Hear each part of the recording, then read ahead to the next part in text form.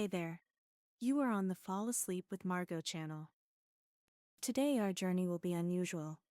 We're not going to a noisy kingdom with parades and fanfares, but to the quiet, dusty archives of time, where it smells of old paper, wax, and mystery.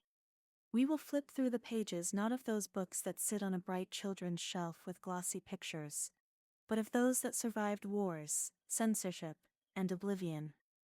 The first, rough drafts, written by a trembling hand under the flickering light of a candle at the beginning of the 19th century. Today we'll talk about what was left out, about the earliest, the most unpolished, the wildest versions of the Brothers Grimm fairy tales. About those stories that were passed from mouth to mouth in smoke-filled peasant huts, by the night fires of soldier camps, and in spinning rooms where women whiled away long winter evenings, working and telling tales. These stories showed no mercy to the faint-hearted. They were rough as homespun linen and sharp as a sickle. Are you ready to plunge into this forest, where the shadows grow longer and thicker, and the moral is more complex and multifaceted than simply good triumphs over evil? Then just listen to my voice and breathe calmly and evenly. Chapter 1. Not storytellers, but collectors. The birth of a myth. There's something cozy about familiar plots, isn't there? Cinderella, Rapunzel, Snow White, Hansel and Gretel. Their stories seem to us carved from a single piece of noble marble, polished by time and love. But what if I told you that this stone was once rough and sharp, like a shard of rock, a primitive man used to clean the hide of a slain beast? The Brothers Grimm, Jacob and Wilhelm, were not so much storytellers, in the modern sense of the word, but rather collectors and keepers. Imagine two young Romantic-era scholars, living in an era when Germany was fragmented into many kingdoms and duchies, when there was no unified state, but a huge desire to find a national identity. And where to look for it, if not in folk culture, in language, in legends and tales? They didn't sit in an ivory tower, inventing magical stories.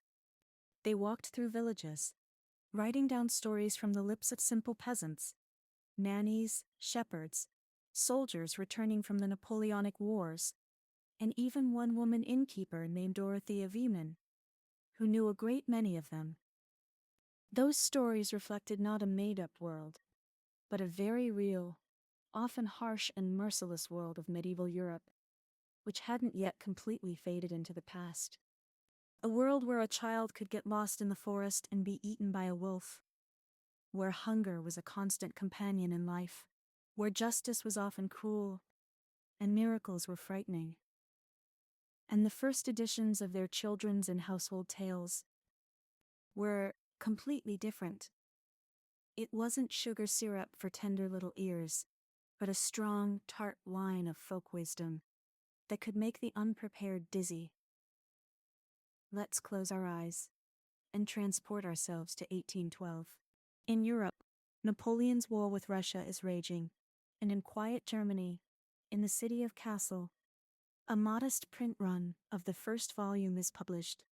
Only 900 copies. This book was not intended for children. It was meant for scholars, for folklorists, for adults interested in the history of their native culture. And it was in this volume that the most explicit, frightening, and unvarnished versions lived. Wilhelm, the younger of the brothers, more poetic and sensitive, responsible for the literary editing of the texts, later wrote in the preface, "We strove to transmit these tales as purely as possible, adding nothing of our own, embellishing no details or circumstances." But what did purity mean in his understanding? It wasn't the sparkle of a polished diamond, but the authenticity of an archaeological find, with all its roughness, dark spots, strange symbols, and sharp edges of folk morality. They didn't invent horrors. They diligently recorded them, like chroniclers documenting the history of their people. And only later, under pressure from critics, publishers, and their own desire to be heard by a wide audience, did the long, painstaking work begin, the work of taming these wild, primal stories. Work that stretched over decades and 7 editions published during their lifetimes. Chapter 2. Rapunzel, or the Secret That Cannot Be Hidden. Let's start with one of the most romantic tales, at first glance, Rapunzel. Do you remember the beginning? A woman, desperately longing for a child, looks from the window of her poor hut into the sorceress's luxurious garden. In the garden bed grows appetizing Rapunzel field salad. By the way, not some exotic fruit. She wants this greenery so badly, she's ready to die. Her husband, out of love for her, goes to steal it. The sorceress, whose name is Frau Gothel, catches him and as punishment takes their future daughter. The girl is named Rapunzel and locked in a high tower, without doors, with only one small window. We all know this, but in the very first version of 1812, there was one small but very important detail, later removed so as not to embarrass young readers and their parents. A detail that radically changes the meaning of the whole story. In the original, when the handsome prince, hearing her wonderful singing, began secretly visiting Rapunzel, their meetings were not just platonic conversations and braiding hair. After all, 2 young people locked in a tower. Imagine that idyll. And one day, when Rapunzel was thoughtfully pulling at her dress, she suddenly asked the sorceress, not suspecting the world's treachery, "Tell me, Mother Gothel, why has my dress become so tight in front? It doesn't fit me anymore. It seems to me it has become too small." The sorceress, old and wise, knowing life, understood immediately. These innocent words were a direct and unambiguous indication of Rapunzel's pregnancy. In those times, when such things were not spoken of aloud, there was no other way to communicate one's condition, except through such everyday hints. The tale wasn't just a story of imprisonment, but a story of growing up, of physicality, of secrecy, and its inevitable consequences. The sorceress's punishment was cruel, symbolic, and absolutely logical for that time. She cut off Rapunzel's luxurious long hair, her source of strength, and her only connection to the outside world. Then she sent the girl into the wild desert to give birth to twins, all alone, condemning her to suffering and possibly death. And the prince, when he came again, she pushed from the tower into a thorn bush, and the sharp thorns poked out his eyes. Cruel? Undoubtedly. But think about it. Isn't this deeper, more human? This is a story about a body that changes, and about a secret that cannot be kept within the walls of even the tallest, most inaccessible tower. It's a parable that any innermost knowledge becomes apparent, especially when it comes to procreation. Modern censors removed this detail, robbing the tale of its biological and psychological truth. By the way, the name Rapunzel itself is not just a name. In some regions of Germany, it referred not only to the salad, but also to the root of valerian, which was used as a sedative and as a love potion. Do you feel how the threads intertwine? A woman desiring a child eats an aphrodisiac plant, steals it from a sorceress's garden, and eventually gives birth to a girl named after this plant, who herself becomes an object of desire. This is not just a fairy tale, it's a magical ritual clothed in words. It was Rapunzel's pregnancy that became one of the first stumbling blocks for the brothers. By the second edition of 1819, this hint was removed, and the phrase about the tight dress was replaced by an innocent slip. Rapunzel simply blurts it out, asking why she is heavier to pull up than the prince. Wilhelm Grimm, who took on the role of chief editor and censor, began his quiet but revolutionary work. He smoothed the sharp edges, added Christian motifs, introduced figures of good fairies, and replaced cruel mothers with wicked stepmothers, so as not to offend the institution of motherhood. He turned raw, sometimes shocking folklore into literary works suitable for family reading. And with each new edition, and there were 7 in the brothers' lifetime, the tales increasingly lost their peasant, somewhat coarse spirit, and acquired that very cozy, romantic appearance we've known since childhood. Chapter 3: Cinderella, or The Revenge That Didn't Make It to the Happy Ending. Now let's transport ourselves to the royal bowl. Do you hear that enchanting music? See the sparkle of the glass slipper? Everyone knows the ending. The handsome prince found Cinderella. The wicked stepsisters were generously forgiven, and the wedding was magnificent and grand. They all lived happily ever after. But the early versions of this tale, which circulated throughout Europe long before the Grimms, and which they recorded in the first edition, were not so merciful. Let's start with the fact that Cinderella didn't have a good fairy godmother. Instead, she was helped by a tree that grew on her mother's grave. She watered it with her tears, and a little white bird that sat in its branches would throw down to her whatever she wished for. The mother helped her daughter even after death. This is a very ancient pagan motif, where the spirit of an ancestor protects its descendants. But the worst was yet to come, in the finale. When the prince came to the stepmother's house with the glass slipper, the eldest stepsister, burning with desire to become a princess, desperately tried to squeeze her large foot into it. And what do you think her mother told her? Instead of accepting it, the mother handed her a knife and said in an icy voice, "Cut off your big toe. When you become queen, you won't need to walk anymore. You'll be carried in arms." And the sister, blinded by the lust for power and wealth, obediently cut off her toe. The slipper fit, although it filled with blood. But the prince, captivated by the girl's beauty and not noticing details, put her on his horse and rode towards the palace. However, their path led past that very place, past the grave of Cinderella's mother. And in the tree sat those same 2 white doves. They sang loudly, "Look, look! At the slipper there's blood. The bride's not the right one again. Look, bridegroom, at the bride's foot. Is it large enough? For this is the other one, the one you brought here." The prince looked down and saw blood literally gushing from the slipper. He immediately turned his horse around and returned the pretender home. Then it was a second sister's turn. Her foot was slightly smaller, but her heel wouldn't fit. The mother, without batting an eye, gave her the same knife and ordered, "Cut off a piece of your heel. A little pain, but then you'll be clean." The story repeated itself exactly. The same song of the doves, the same blood, the same exposure and shameful return. And only the small foot of the real Cinderella fit perfectly. But the story of revenge didn't end there.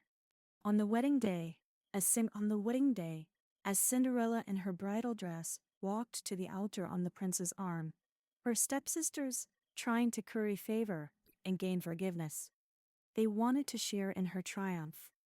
She said to him, "But as the procession passed by the church, those same doves, the faithful avengers from the mother's grave, swooped down and pecked out one eye from each sister.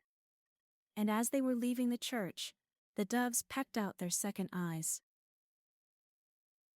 And the sisters ended their days as blind beggars, asking for alms on the church porch, while Cinderella bathed in luxury." Cruel? Undoubtedly, by our standards. It's wild, unadulterated cruelty. But in this cruelty, for people of the past, there was its own order, its own, by the standards of that time, flawless justice. For meanness, for lies, for self-mutilation in the name of lies, inevitable retribution. This wasn't a fairy tale law, but an almost mythological law of Talion. An eye for an eye. Shed blood, the sisters mutilated themselves demands atonement with blood or pain. And this law was executed not by people subject to doubt, but by beings from the other world, from the grave of the innocent mother, the doves, symbols of purity and the afterlife. This ending with severed body parts and pecked out eyes may shock the modern reader. But for Jacob and Wilhelm, it wasn't an act of gratuitous cruelty, but a crucial folk motif. So-called poetic justice. Rapid punishment, symbolically corresponding to the crime. The sisters tried to deceive nature, mutilating themselves for a false purpose, and nature, in the form of the bird gods, took away their ability to see this deception, to see the world and their own fate. The Brothers Grimm saw in such plots not bloodthirstiness, but the ancient wisdom of ancestors, echoes of myths and pagan ideas about the cyclical nature of existence, where death and suffering are as integral a part of life as joy and birth. Chapter 4. Hansel and Gretel, or the oven that was waiting for the wrong one. The story of hunger, abandoned children, and the wicked witch in the gingerbread house. It would seem, what could be scarier than the desire to eat a child? But here too, the early versions surprise with their uncompromising, physiological cruelty, especially in the finale. A fairy tale should have not only a victim, but also the punishment of the villain. And the Brothers Grimm, in the first edition, described it without any embellishment or euphemisms. Do you remember how Gretel showed amazing cunning and, pretending to be stupid, asked the witch to show her how to get into the oven correctly, and then slammed the door shut? In modern versions, the witch simply burns. The children find her treasures and happily return home to their repentant father. But in the original, there was another act of violence worthy of the most bloodthirsty tale. When the children, escaping from the witch and carrying a bag of jewels, came to a wide lake that blocked their path home, help was offered to them by a big white duck. It ferried them across, one by one, to the other shore. But what about the parents? Or rather, the stepmother? Because in the first version, as in many folk versions, it was the real mother who persuaded the father to abandon the children in the forest to escape starvation. So, in the text of the first edition, it is said dryly and ruthlessly. The stepmother, however, had died by that time. That's it. No details. Just a fact. But if you look into earlier folk sources that the brothers drew upon, the ending was far more elaborate. Often, the father, learning of his wife's atrocities, or suspecting that she wanted to do away with him too and eat the children, in a fit of rage, would kill her himself. In other versions, the children, returning home, would bring the witch's treasures and pour them out on the table. The stepmother, seeing mountains of gold and precious stones that she could have if she hadn't been so wicked, would die from terrible envy and anger, which, as the tale says, literally tore her apart from the inside. Her heart would burst, or she would fall dead, poisoned by her own hatred. This was a world where evil was punished not conditionally or symbolically, but physically and definitively. The listener, falling asleep by the cold hearth after a terrifying story, was supposed to know for sure: the balance is restored, the monster is destroyed, good has triumphed, you can sleep peacefully. Can you feel this heavy, but as solid as a forged nail, logic of the old world? Like a warm, albeit coarse woolen blanket, it protected against the fear of chaos and injustice. Chapter 5. Snow White, or the Villainess's Dance of Death. Now let's talk about perhaps the most famous tale, Snow White. We know the story of the evil stepmother, the magic mirror, the poisoned apple, and the 7 dwarfs. But the ending in the Brothers Grimm's 1812 version was so cruel that even they didn't dare leave it. eventually softening it significantly in later editions. Recall, the stepmother, learning that Snow White is alive and has become the prince's wife, arrives at their wedding. In the modern version, she is simply forced to dance in red-hot iron shoes until she falls down dead. But in the first version, everything was different, and it wasn't just a dance, but a real public execution, meticulously planned. When the cunning queen's stepmother appeared at the wedding, she was immediately recognized. But she wasn't driven away or arrested. The prince and Snow White had prepared a special entertainment for her. In the castle courtyard, a huge fire was lit, and iron shoes were heated until they were red hot. When the shoes glowed like embers, they were brought and placed before the queen, and she was ordered to put them on. Imagine this scene: a crowd of guests in rich clothes, the smiling newlyweds on the throne, and the queen being forced to put on red-hot shoes. She had to dance in them until she fell dead, burning alive before everyone's eyes. This wasn't just punishment, it was a ritual of public destruction of an enemy, designed to demonstrate the power of the new royal authority and finally sever ties with the old evil world. But the most interesting thing is that in some early German versions circulating among the people, the stepmother wasn't a stepmother at all, but Snow White's own mother. Can you imagine that horror? A mother who envies her own daughter's beauty and tries to kill her. This motif was so taboo and shocked even the stern folklorists, but they didn't hesitate to replace the real mother with a stepmother. It was a brilliant and simple move that saved the tale for future generations by removing the unbearable psychological subtext. Chapter 6: Sleeping Beauty, or A Story Without Consent. You surely remember the tender story of the princess who pricked her finger on a spindle and slept for 100 years until she was awakened by the kiss of a handsome prince. It's all very romantic and beautiful. But in the early folk versions that the Brothers Grimm based their work on in their collection, this tale is called Briar Rose. The story had a completely different, much darker continuation. In medieval analogues of this tale, for instance, in the famous Perseforest, the prince, upon discovering the sleeping beauty in the castle, doesn't kiss her at all. He takes advantage of her and leaves, and the sleeping girl, in due time, gives birth to twins, without even waking up. The children, left hungry, start searching for their mother's breast, and accidentally suck the splinter or piece of flax, depending on the version, from her finger, and only then does she awaken. You'll agree, this is a story of a completely different kind. It's not a tale of love at first sight, but a story of violence, helplessness, and miraculous salvation through motherhood. The Brothers Grimm, of course, removed this part entirely, leaving only the chaste kiss. But a trace of that cruelty remained in the very name of the tale, Briar Rose. After all, the briar rose is a bush with beautiful flowers, but also with sharp, dangerous thorns that wound, just like life itself. Chapter 7: Little Red Riding Hood, or the Beast in the Bed. Little Red Riding Hood is perhaps the most famous tale about an encounter with a predator. We are used to the version by Charles Perrault, or the Brothers Grimm, where everything ends more or less well.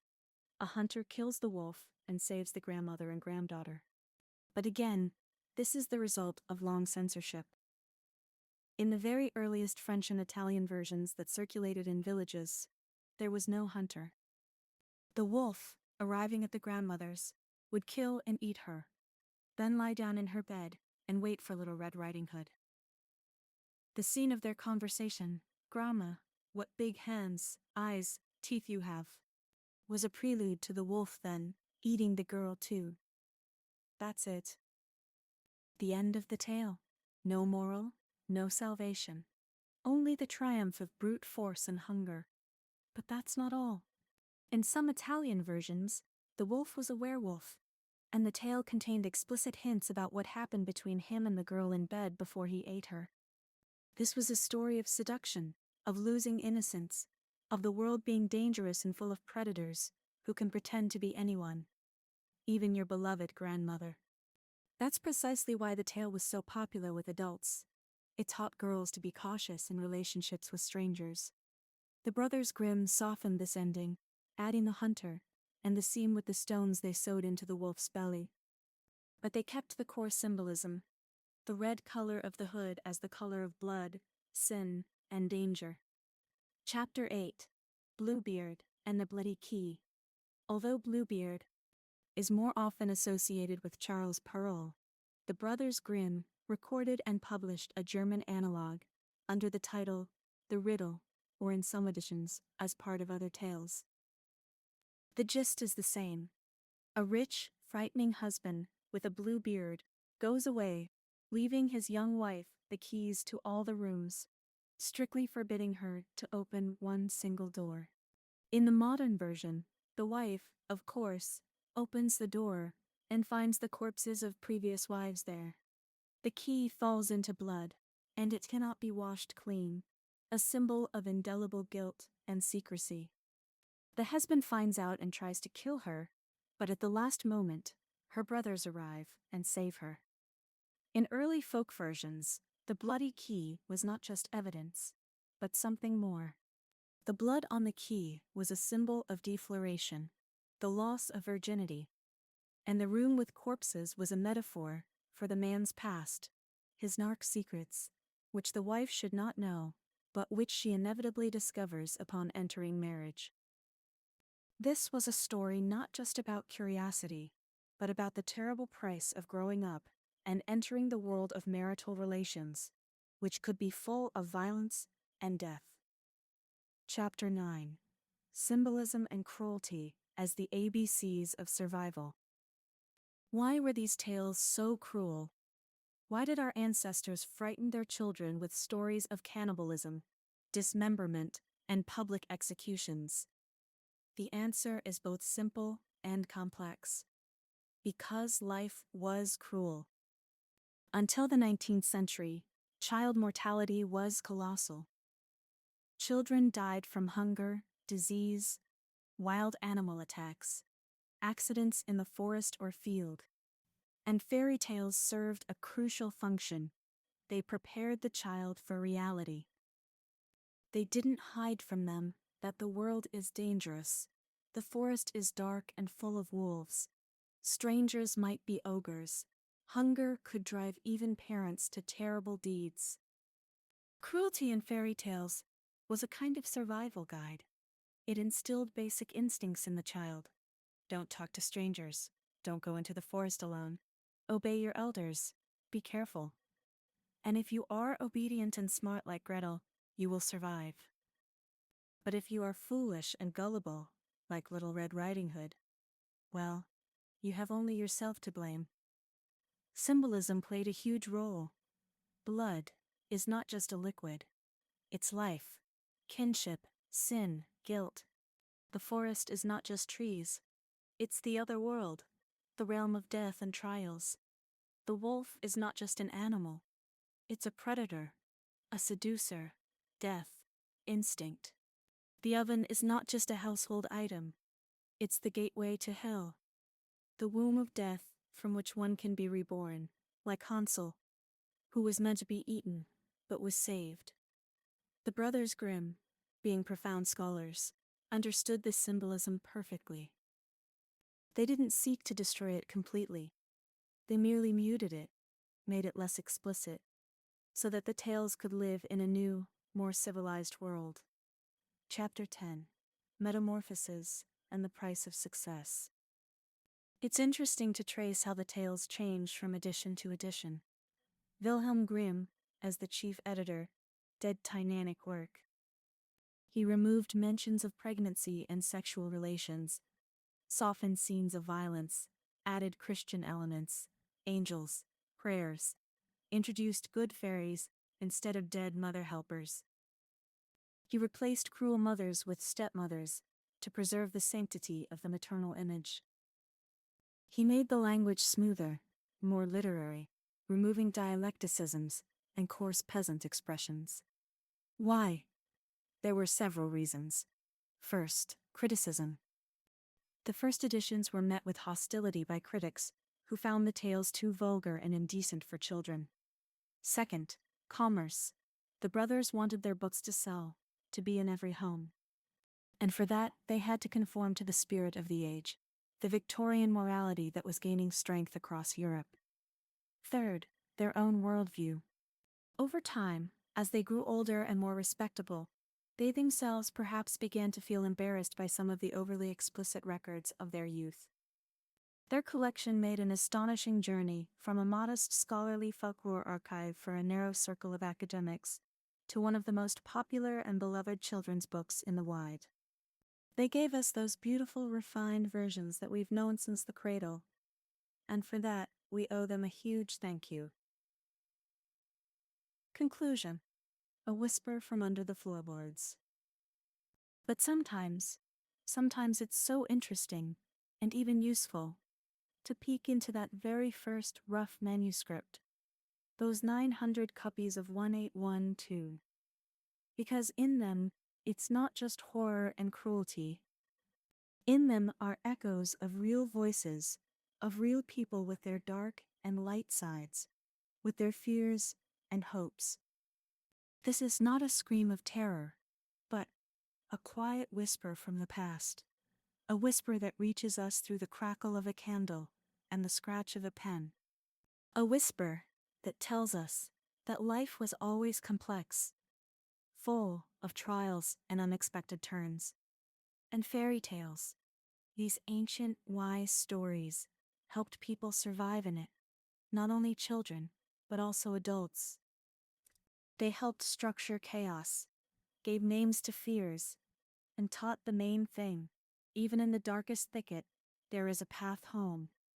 And now, a deep breath in and out. Do you hear the wind dying down in the branches of that fairy tale forest? We are returning back to our time, carrying this knowledge with us. It's not frightening. It makes us a little wiser. Sleep well, and may you dream only of those tales that you choose for yourself. Sweet dreams. Until next time.